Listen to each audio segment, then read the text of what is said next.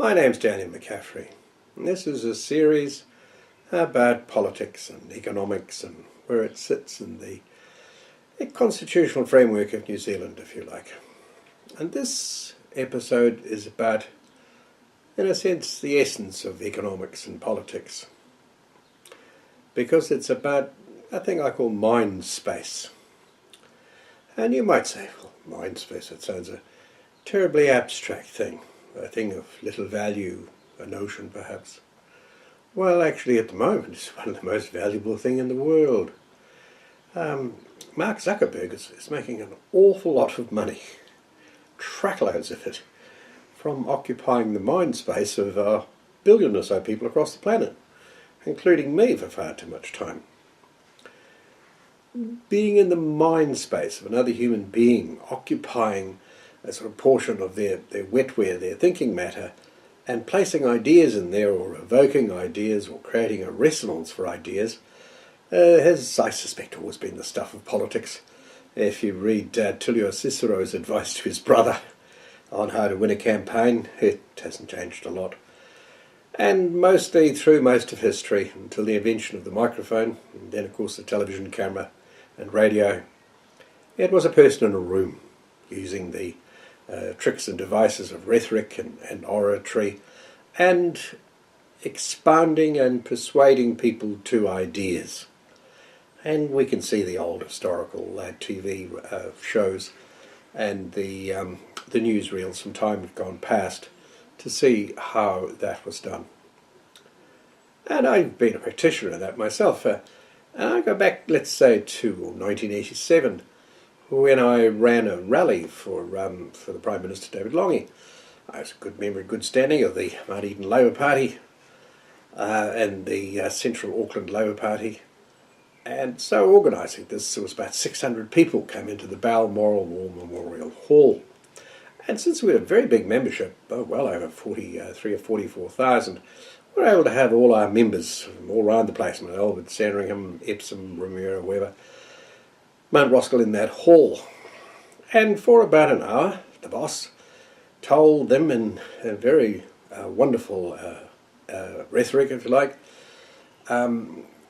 what the government was doing, not doing, should have been doing, and would love to be doing. And for an hour afterwards there was questions, and some of them were very tough questions, from the members of the party, of which he was the leader, and he was the Prime Minister of the country leading their party and government. And they made no bones about that. And they left that hall that night with his ideas in their head, the ideas of what was happening, a new understanding, less perhaps, and confident they got some word through to their leader as to what they thought. And they went to their workplaces and families and spread the news. Now, if you move forward, I did a TV organisation for a leader of a political party, and it was a stunt. I put, I think, about 75 coffin lids in front of Mount Eden Jail, and it was a very good visual. You see, you have to have visual these days. It's all about visual, whether it's sitting in front of school children looking all wonderful and wise, or a shot with 75 coffin lids in it. And we got 2 minutes 45 seconds on air. And I moved forward to another politician that I organised a meeting for in a suburb of Wellington. And if you looked in the hall, you'd have only seen 50 people on a wet night listening to a Member of Parliament. And someone said to me, "Oh, she's not a big turnout," I said, "Dan."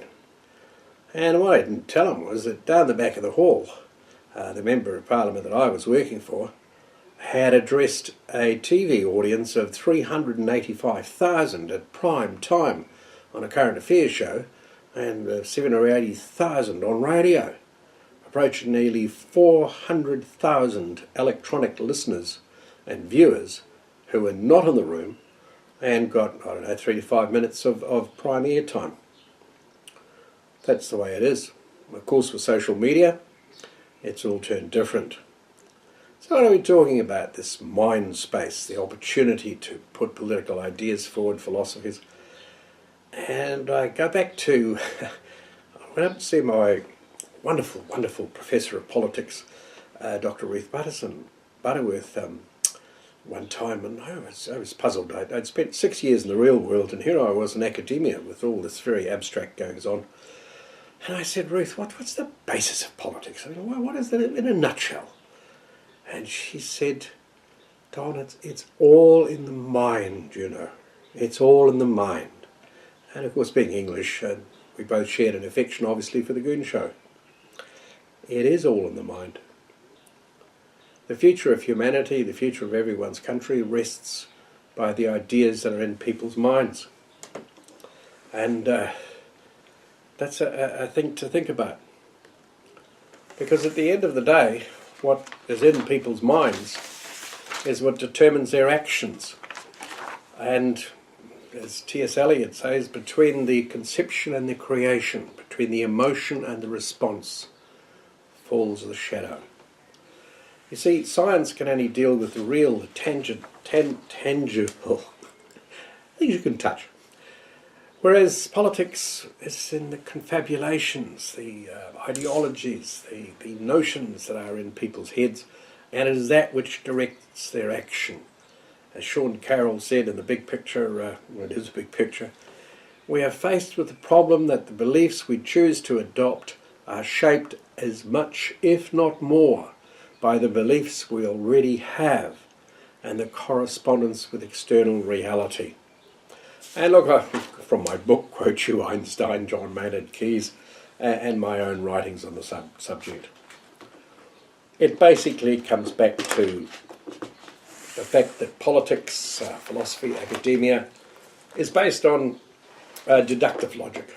The top-down, the grand plan, the great philosophy, socialism, communism, and as I've said previously, alas, the productive economy has no ideology, no great idealism built into it. It's just doing things to make things better.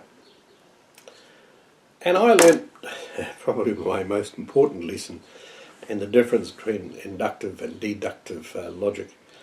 And I didn't know I was learning it. I hadn't read at the time Spinoza or the other great philosophers, Alfred North Whitehead, that would have taught me the nuances of it. But I learnt it. And it helped me enormously in the organising of those political conferences and conferences on international gambling, on rearranging the car park at the Auckland International Airport to make a profit and such things. Large, complex happenings and entities. And it happened in a building shed. I'd come back from overseas and I went to this building site in South Auckland. It was just north of Otahu, in the Westfield Freezing Works, building a big freezer. And I was the labourer. There was about 4 or 5 carpenters and the big jagger, Graham, an Aussie, used to wander around T-shirt and a pair of gumboots, and he was the foreman.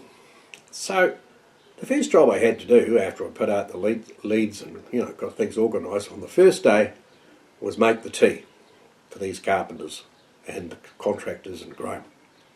So I went into the shed, and the bloody shed was a complete mess. It hadn't been swept out in ages. The tablecloth was a whole layer of old copies of the Herald.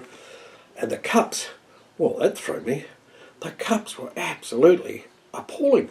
They had a sort of thick gunge, really thick through the whole cup. They were practically black. They were sort of deep, dark brown.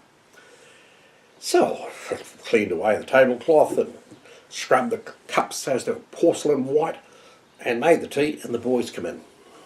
I'd made a top-down decision to clean the place up, get it right. First time I'd made the tea, this is what was going to happen. Well, did I get a lesson in reality? The first thing was the cups. They'd been having a gunge contest. It's quite simple. They're going to be in the job 4 or 5 months. At the end of the 4 or 5 months, all the cups would be put on the table, and the one with the most gunge would win the gunge contest. Yeah, there might be a dozen beer in it or something, but they'd be the winner of the gunge contest on that site. That meant something. And I destroyed that. I completely destroyed any idea of whose cup was gungier or who was going to... they're going to all have to start again. And they were bloody unhappy about it. They told me that, earnestly, at length. The next thing was the tablecloth. Unbeknownst to me, if I'd bothered to check, on that tablecloth were written phone numbers and names and all sorts of things. And as they told me at length and in great detail, they had the names of all the jokers in the bloody pubs in Otahu that owed them money. They were girlfriends that they were going to chase down, track down and get married to. and there was cars they were going to buy. Their whole social life, their sort of iPad or iPhone, this is what it was. Scribbling things on the tablecloth at work. And I destroyed it. It was all gone. They were most unhappy. And months later, the tragedy got worse. Some of those girlfriends they were going to hook up with, we're going to take them to Las Vegas and show them a really good time. And I'd wrecked that. I was definitely remorseful. And of course the tea was bloody terrible. English carpenter showed me how to do it right later. You tap the side 3 times with a hammer and the tea shimmers down. I hadn't done that. And there was these dry leaves on the top and there's piss weak tea and I was the lowest man on the totem pole already, but for the next couple of months, I was the butt of so many jokes and so forth. And I learned.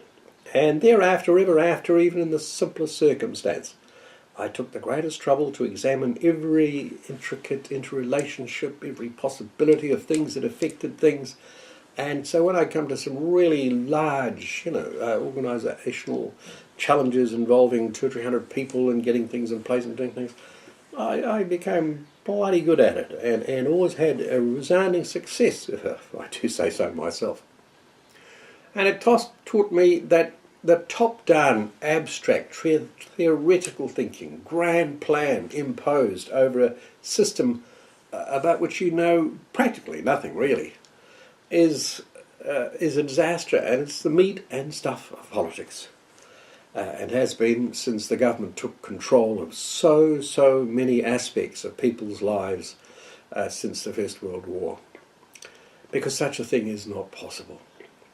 And the antithesis of that, the thing that works, that delivers all the food and the tyres and the cars and the stuff in the chemists and the services and fixes your windows and everything, it has no top-down theory.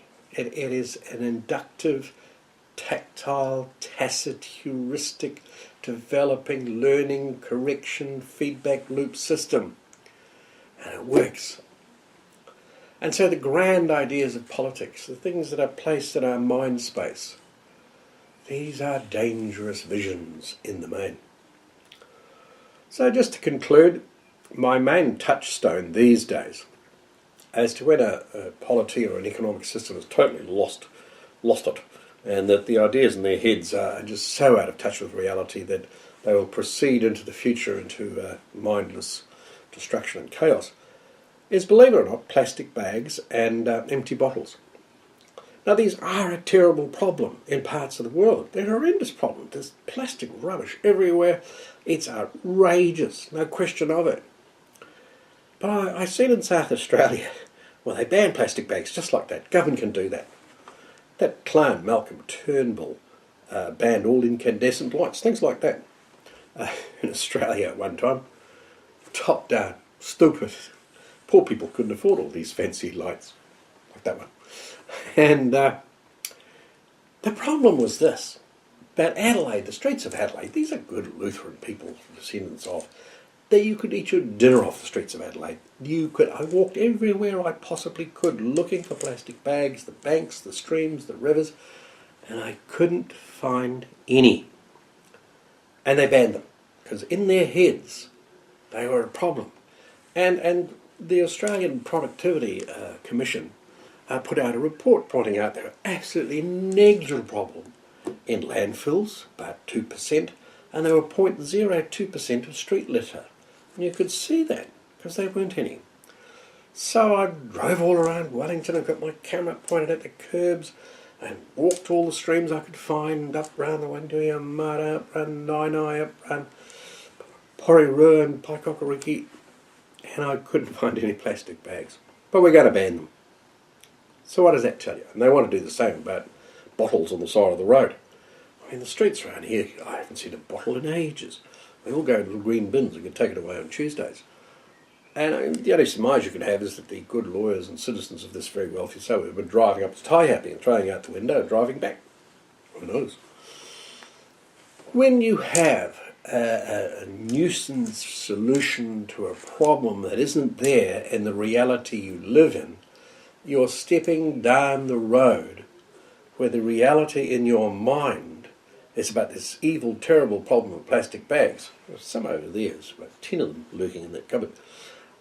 And yet aren't there on the streets and the landfills, there's no problem. And so you find slowly politicians solving things and problems that don't exist in the real world, and ignoring some that do, and having solutions to problems which are grand philosophy, top-down, involving social inequality, equality of the precariat, and proposing solutions like universal income, which would be utter disasters on the measures of the income, social welfare income that's been paid to able-bodied people in the past. There's been a departure from reality. And of course, in South Australia, the windmills followed and destroyed their electricity system, then their economy. Things are grim. And you could only say that we have to change our thinking sometimes, but it must be guided by deducting what is happening from the ground up and trusting that which works and advancing using feedback loops rather than the grand propositions of politicians spread through social media and constant repetition of memes and the slavish adherence of the mainstream media to all the memes that are current. So mankind will prosper by good ideas and be destroyed by bad. That is because we are animals driven by ideas, not instinct or just particular frames in time. We can look into the future, envisage it, and take the actions that we think will shape it.